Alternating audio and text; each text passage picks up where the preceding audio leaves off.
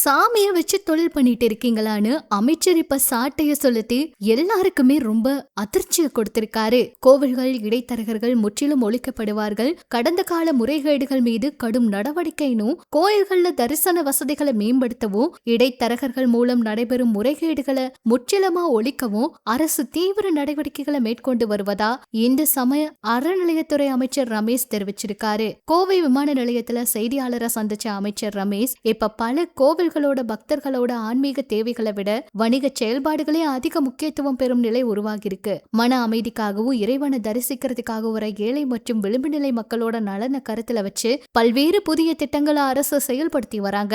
கோவில்கள்ல கூட்ட நெரிசலை கட்டுப்படுத்த இணையவழி டோக்கன் முறை மூலமா மேம்படுத்தப்பட்டிருக்காம். ஒவ்வொரு கோவிலோட கொள்ளளவுக்கு ஏற்ப ஒரு மணி நேரத்துக்கு எத்தனை பேர் அப்படிங்கிற தரிசனம் செய்யலாங்கிறதெல்லாம் கணக்கிடப்பட்டு அதற்கேற்ப இணையதளம் வழியா டோக்கன்கள் கொடுக்கப்படும் சொல்லியிருக்காரு.